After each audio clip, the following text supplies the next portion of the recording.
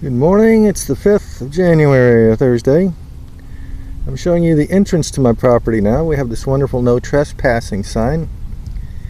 Fellow put that up with the consent of Pasco County Sheriff's Office. He provided the sign. Apparently number 2002 is what I should report should there be any trespassing activity on my property. So that's, it's not exactly foreboding, but I wouldn't have placed it there myself. But that fellow is gone now. I'll show you some more of his handiwork here in a couple of minutes. I want to point out some of the other plants that we have along here.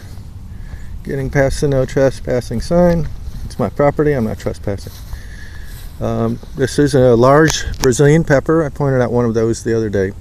It's an invasive exotic in Florida, obviously from Brazil, and it was used as a landscaping plant during the 1950s and 60s. It became quite popular because, as you can see, it grows really well. It has pretty red berries, but it's allelopathic. It tends to poison the soil for other plants, and it crowds out native species, although birds seem to like it.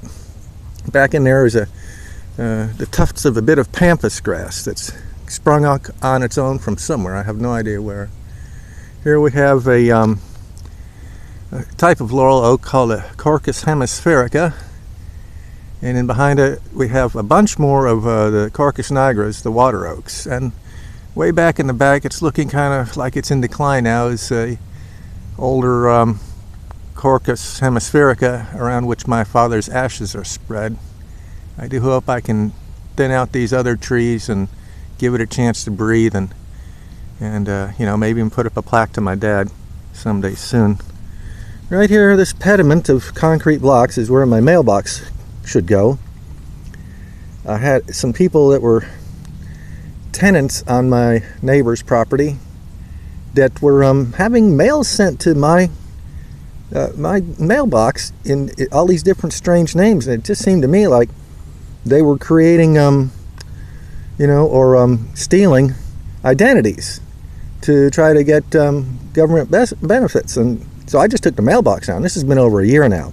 Those people are long gone, but I've actually had people come out here, knock my mailbox over, put back up to these concrete blocks and push them over with the back of their pickup truck. So I've just left the mailbox down. I'm good friends with the postal person, Cheryl, and she when she sees me hiking up and down the road with my dog, she'll have a bundle of mail for me and she'll just hand it to me. We don't say anything about it. It's not regulation, but it's harmless. It doesn't hurt anybody and it doesn't inconvenience her. And I get some pieces of mail a bit later than I should. My nifty hand truck, I just had to bring up this last concrete block here. Somebody had stolen that one. And I need to put my mailbox back up because it's ridiculous. You can't even see my address. Over here, you'll see another mailbox. I'm supposed to have a post beside that one so that I can put my mailbox next to it, but the people who are buying this parcel from me said they would do it 4 months ago and nothing's happened yet, so I'm going to have to take action. It's 2017, time to move on. So you see the fence line, that's the parcel that I sold to them. Here's this lovely dumpster that they insisted on bringing in, which I don't have a problem with. We're sharing it.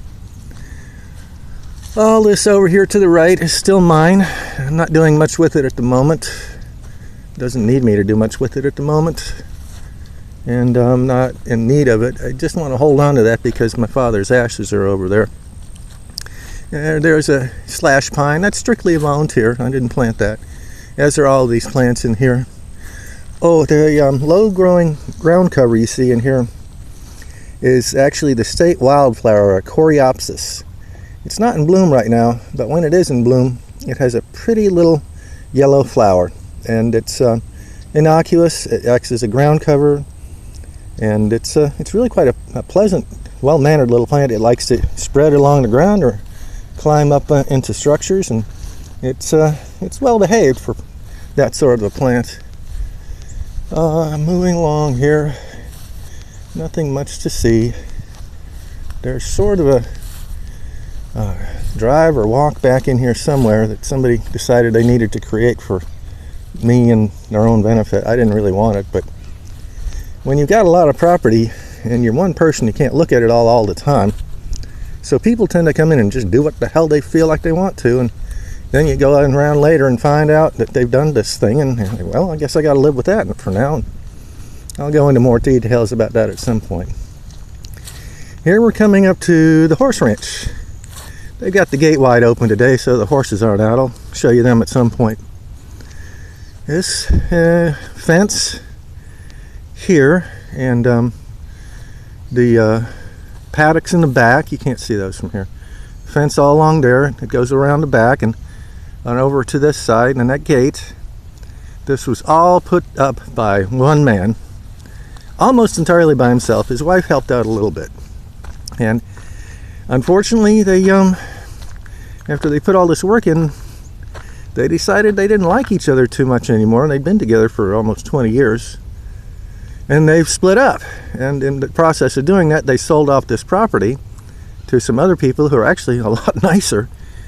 And you know, it's good to have an improvement in the neighbors, especially when you didn't have anything to do with it, and gave me a lump sum.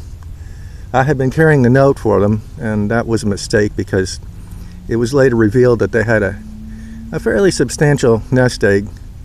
They were faking being poor, or at least struggling, and that gained my sympathy because I liked their idea of bringing horses in.